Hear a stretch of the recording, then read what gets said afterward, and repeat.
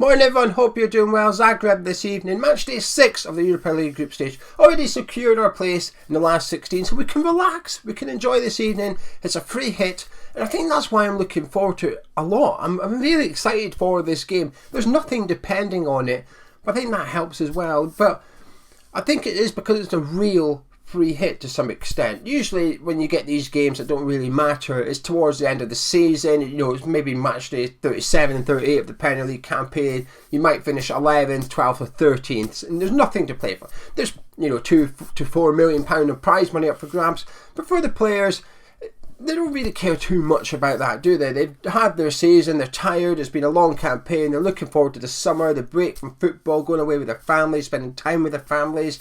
And you see that on the football pitch often, you know, it's sort of on the beach, isn't it, as we call it. But tonight, I don't think it's going to have that. I think this is going to have a competitive edge. Although there's nothing to play for West Ham, I think it's going to have that side that is missing from the other free hits, if you like, because Zagreb need to get something from the match in order to secure second place to go into the next round, where, you know, as West Ham fans, we're looking at the Champions League last night, getting excited about which Champions League clubs are dropping down into Europa League, like Barcelona, Dortmund, Sevilla. We're thinking, hello, wow, Porto, look at these big European clubs that we could face at the London Stadium. But there's a round, before they make it to the last 16, they've got to play, a Champions League team has to play a team that finishes second in the Europa League group stage, which could be Zagreb. So while we're getting excited, I see no reason why Zagreb aren't getting excited. Zagreb are thinking we get a point against West Ham, we finish second, and we are guaranteed to get one of these Champions League teams. They'll probably be thinking, I hope it's not Sheriff, I hope we get a more luxury one than that.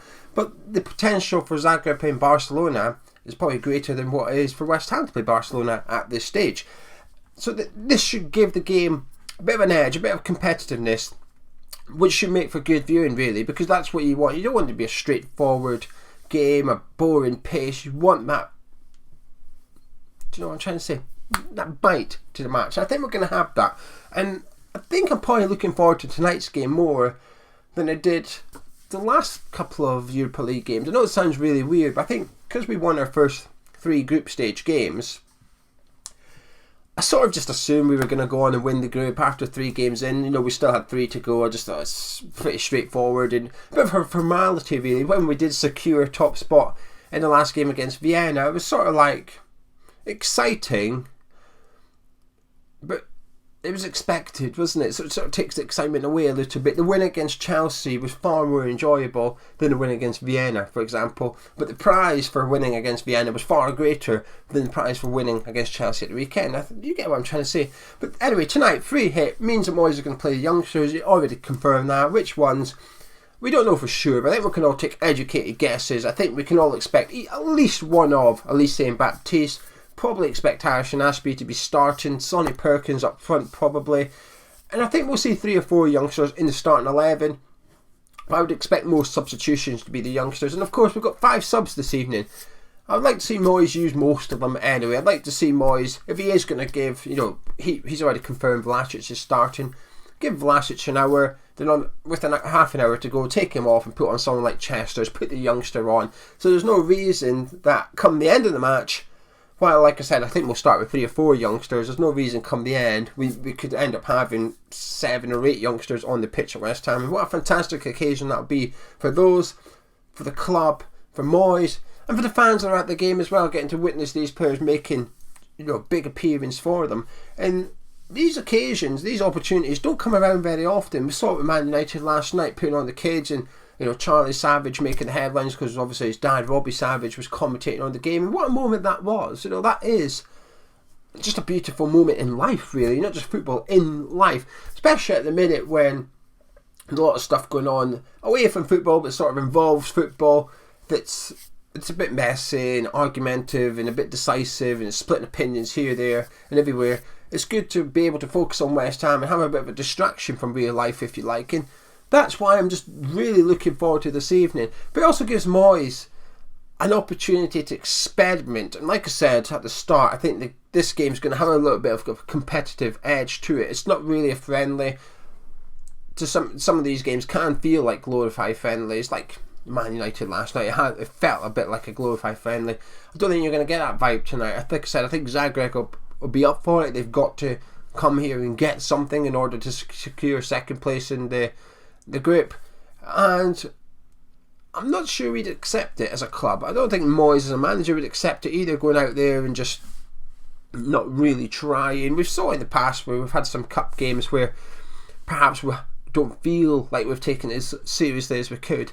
But tonight gives Moyes a good opportunity, using the likes of Vlasic in a position that he may use him in the Premier League, using Alex Kral, where we're going to play him. We know he's played at centre-back previously in his career, so is Moyes going to try him at centre-back tonight to have a look at him in there and see how he gets on there? Are we going to play 3 at the back with a vision of playing 3 at the back going forward and try and keep Masuaku left wing back, get him used to the role a little bit, using Vlasic in a different position as to normal?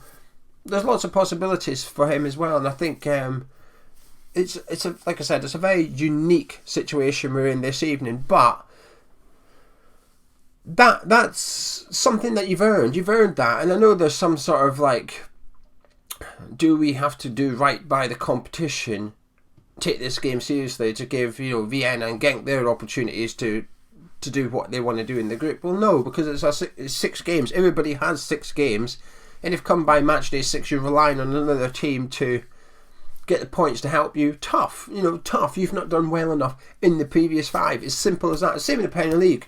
I never have an issue. I have 0 issues with managers and clubs rotating and sort of putting out weaker sides, if you like, and almost throwing the game to some extent, and it impacts someone else. Well, tough. You haven't missed out on that because that team put out a weakened team. You've missed out on it because you've not been good enough in the previous 36 games of the campaign. And I'm applying the same geologic, that is. I'm applying the same geologic to Europa League. Sorry, Genk and Vienna, but we've earned the right to put out a much rotated side this evening. You haven't. You've not done the business in the previous 5. We've done the business. We've secured top spot, and we're now gonna get the benefits of it. And why shouldn't you? Why should you not be able to do that? It's about, you have a squad, it's about managing your squad. Everybody starts the competition knowing what they need to do in order to proceed through the group. We've done our job. Simple as that. Tough to the other teams. And I think that's what's going to, like I said, that's what's going to make tonight even more enjoyable, because we know we're in the last 16 Europa League. What a fantastic achievement that is, with 1 game to go. And it is exciting. It is exciting watching the Champions League last night, knowing that Barcelona is dropping down into the Europa League competition. Barcelona, start of March, there's a draw for the last 16. There's every possibility we're going to get drawn against a huge club in European football. Not that far away. We're a two-legged tie away from the quarter-finals of European competition. What an achievement that is. Anyway, I'm going to disappear. Like I said, a few youngsters tonight. I want to see Alese. He's the one I'm looking forward to the most. I think probably Perkins is the one that the fan base is looking forward to seeing the most, understandably, because I think there's a lack of squad depth up front, so there's probably a feasible opportunity that Perkins does well tonight. He'll be on the bench on Sunday at Turf Moor. But I also think there's an opportunity there for Baptiste and or Alese. But Alese is the one that, for the last 3 years or something, we've heard some really big things about him coming through the ranks at West Ham. He's expected to go on and make it at the club as well. And Moyes has always said that the benefits of a small squad is that the youngsters have a route into the first team. We need to see it a little bit tonight now. We need to see it because of the injuries to Zuma and Ogbonna. It's bad. It's not as bad as first feared, but it's bad. They're both out. This now presents a small opportunity to Alese and Baptiste in particular to say, well, state your claim tonight and find yourself on the bench on Sunday, and if something happens to Dawson or Diop, you're getting on the pitch. As simple as that, really.